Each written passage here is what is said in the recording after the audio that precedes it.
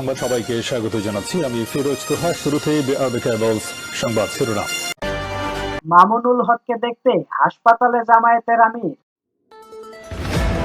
বাংলাদেশকে অঙ্গরাজ্য বানানোর স্বপ্ন দেখছিল ভারত, যা বললেন বিএনপির নেতা ইয়াসিন। জাতীয় ঐক্য ও সংলাপের ডাক 12 দলীয় জোটের। আগরতলায় হাইকমিশনে হামলা পূর্ব পরিকল্পিত, ইসলামী ঐক্য জোট। সর্বশেষ জানাবো, ভারতের সঙ্গে আওয়ামী লীগ সরকারের সব গোপন চুক্তি প্রকাশের দাবি হাসনাতের। মামুনুল হককে দেখতে হাসপাতালে জামায়াতের আমির। হেফাজতে ইসলাম বাংলাদেশের কেন্দ্রীয় যুগ্ম মহাসচিব মাওলানা মামুনুল হক অসুস্থ হয়ে রাজধানীর ঢাকার একটি বেসরকারি হাসপাতালে চিকিৎসাধীন অবস্থায় রয়েছেন। মঙ্গলবার সন্ধ্যায় তাকে দেখতে হাসপাতালে আসেন বাংলাদেশ জামায়াতে ইসলামের আমির ডক্টর শফিকুর রহমান। এ সময় তিনি মাওলানা মামুনুল হকের শারীরিক খোঁজখবর নেন এবং মহান রবের নিকট দ্রুত সুস্থ হওয়ার জন্য দোয়া কামনা করেন। জামায়াত আমিরের সঙ্গে উপস্থিত ছিলেন কেন্দ্রীয় নির্বাহী পরিষদ সদস্য মোহাম্মদ মোবারক হোসাইন এবং অন্যান্য নেতৃত্ববৃন্দ। বাংলাদেশকে অঙ্গরাজ্য বানানোর স্বপ্ন দেখছিল ভারত, যা বললেন বিএনপির নেতা ইয়াসিন। বিএনপির ত্রাণ ও পুনর্বাসন বিষয়ক সম্পাদক আমিনুর রশিদ ইয়াসিন বলেছেন, শেখ হাসিনা স্বৈরাচার ছিলেন, বাংলাদেশের মানুষ তাকে খেদিয়ে দিয়েছে। ভারতের এত জলে তার কারণ একটাই, শেখ হাসিনা থাকলে যা ইচ্ছা তা চুক্তি করে বাংলাদেশকে তাদের অঙ্গরাজ্য করার স্বপ্ন দেখছিল ভারত। শেখ হাসিনা চলে যাওয়ার পর তাদের সে স্বপ্ন ভেঙে গেছে। ভারতে আমাদের পতাকা অসম্মান করা হয়েছে। এছাড়া আমাদের সহকারী হাই কমিশনে যে তিরস্কারজনক হামলা হয়েছে, আমরা এর তীব্র নিন্দা জানাচ্ছি। ভারতের ত্রিপুরা রাজ্যের রাজধানী আগরতলায় বাংলাদেশের সহকারী হাইকমিশনে হামলার প্রতিবাদে কুমিল্লায় বিএনপির বিক্ষোভ মিছিল শেষে প্রধান অতিথির বক্তব্যে এসব কথা বলেন তিনি। এ সময় বিএনপির এ নেতা বলেন, তারা এখন চেষ্টা করছে বিভিন্নভাবে আমাদের উস্কানি দিয়ে দেশে বিশৃঙ্খলা সৃষ্টি করে আমাদের দুর্বল করতে। যারা এ চিন্তা করেছেন তাদের প্রতি আমার অনুরোধ, কোনো লাভ হবে না। আপনারাও স্বপ্ন দেখছিলেন কেয়ামত পর্যন্ত শেখ হাসিনাকে ক্ষমতায় রাখবেন। আল্লাহর রহমতে জনগণের প্রতিবাদের মুখে নোটিশ না দিয়েই ভিলাই করতে হয়েছে। যে দাদা আমি নামতেছি, আমারে জায়গা দাও।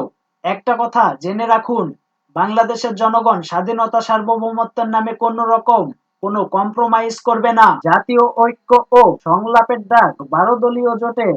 ভারতীয় ষড়যন্ত্র ও আগ্রাসনের প্রতিবাদে অবিলম্বে জাতীয় ঐক্য ও সংলাপ ডাকার আহ্বান জানান 12 দলীয় জোট। মঙ্গলবার রাজধানীর খিলগাঁওয়ে জোটের অস্থায়ী কার্যালয়ে 12 দলীয় জোটের এক গুরুত্বপূর্ণ সভা অনুষ্ঠিত হয়। সভায় বিগত কিছুদিন যাবৎ ভারত সরকার ও উগ্র হিন্দুত্ববাদী গোষ্ঠীর বাংলাদেশ বিরোধী অপপ্রচার ও সম্প্রতি কলকাতা ও আগরতলায় বাংলাদেশ সহকারী হাইকমিশনে হামলা, কর্মকর্তাদের মারধর ও জাতীয় পতাকাকে পুড়ে ফেলা, ভারতীয় হাসপাতালে বাংলাদেশি রোগীদের চিকিৎসা সেবা বন্ধ ও ত্রিপুরার সব হোটেলে বাংলাদেশিদের অবস্থান করতে না দেওয়ায় ও চরম বাংলাদেশ বিরোধী আচরণের তীব্র নিন্দা ও প্রতিবাদ জানানো হয়। জোটের নেতারা বাংলাদেশের স্বাধীনতা সার্বভৌমত্ব ও অখণ্ডতা রক্ষায় এবং ভারতীয় ষড়যন্ত্রের প্রতিবাদে স্বৈরাচার বিরোধী আন্দোলন ও ভারতীয় আগ্রাসনের বিরুদ্ধে সোচ্চার দলগুলোর মধ্যে ইস্পাত কঠিন ঐক্য গড়ে তুলতে ও অবিলম্বে জাতীয় সংলাপ ডাকার আহ্বান জানান। নেতারা বলেন, দেশের স্বার্থে অন্তর্বর্তীকালীন সরকারের ভারতের সামনে নমনীয় ও নতজানু হওয়ার কোনো সুযোগ নেই। আমাদের ক্ষমতা ও ন্যায্যতার ভিত্তিতে দুই দেশের সম্পর্ক পুনর্মূল্যায়ন করতে হবে। নেতারা অন্তর্বর্তীকালীন সরকারকে জরুরি ভিত্তিতে জাতীয় স্বার্থে ফ্যাসিবাদ ও আগ্রাসন বিরোধী সব রাজনৈতিক দলগুলোর মধ্যে সংলাপের আহ্বান জানান।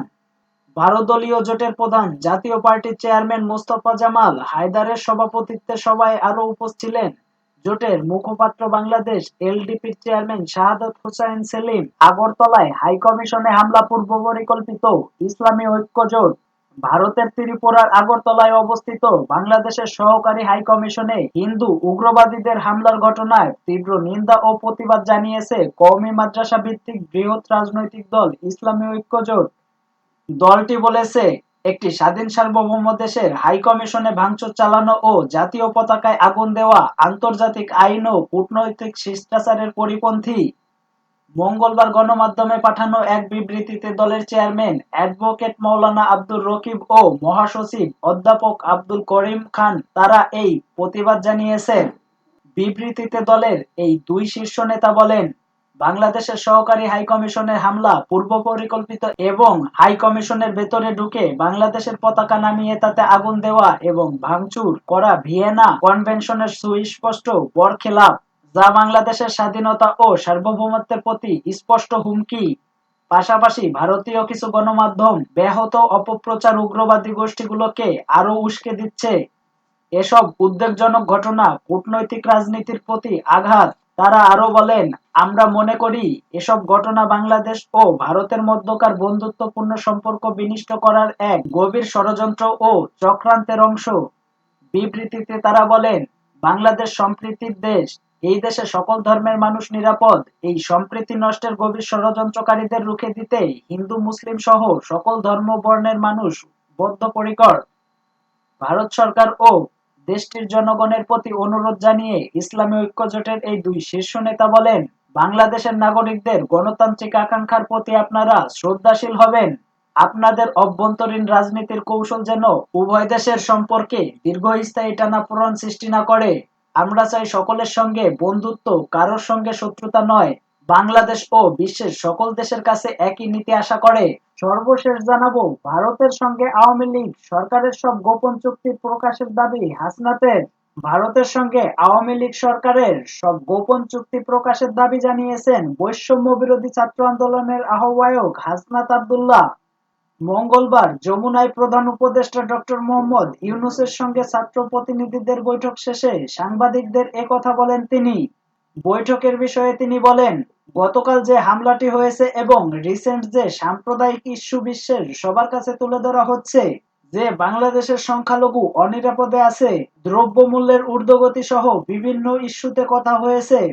সিন্ডিকেটের কারণে দ্রব্যমূল্যের ঊর্ধ্বগতিতে মানুষের সাধারণ জীবন ব্যাহত হচ্ছে। মানুষের সংখ্যা আমরা প্রধান উপদেষ্টাকে জানিয়েছি। তিস্তার পানি ন্যায্য বন্টন নিয়ে আলোচনা করতে বলেছি। তিনি আরো বলেন, সীমান্ত হত্যা কিভাবে বন্ধ এবং বিচার নিশ্চিত করা যায় সে বিষয়ে কথা হয়েছে। ভারতের সঙ্গে আওয়ামী লীগ সরকারের করা গোপন চুক্তিগুলো প্রকাশের কথা বলেছি। হাসনাত বলেন, যারা ষড়যন্ত্র করেছে তাদের স্পষ্ট বলতে চাই, সার্বভৌমত্বের প্রশ্নে, অখণ্ডতার প্রশ্নে সব ধর্মের সবাই মিলে একসঙ্গে লড়াই করব। তিনি বলেন, সংখ্যালঘু ট্রাম্প কার্ড ব্যবহারের মাধ্যমে আওয়ামী লীগ বোঝাতে চেয়েছে আওয়ামী লীগ যতদিন ছিল ততদিন তারা নিরাপদ ছিল। আমরা ভারতকে বলতে চাই, ভারত সংখ্যালঘুদের যে নির্যাতন করেছে তার উদাহরণ হিসেব দেওয়া যায়।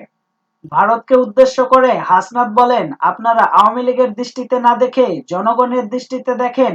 সরকারের সঙ্গে ন্যায্য ও সমঝোতার ভিত্তিতে সম্পর্ক বজায় রাখুন। 5 আগস্টের আগে যে একতা তৈরি হয়েছে তা এখনো ভাঙেনি উল্লেখ করে হাসনাত বলেন, জগন্নাথ হলের শিক্ষার্থীরা মিছিল করেছেন। তারা বলেছেন, এদেশের কোনো সাম্প্রদায়িক দাঙ্গা নেই। সকল ধর্মের সকল জাতির লোকজন মিলেমিশে এদেশে একতাবদ্ধ আছে।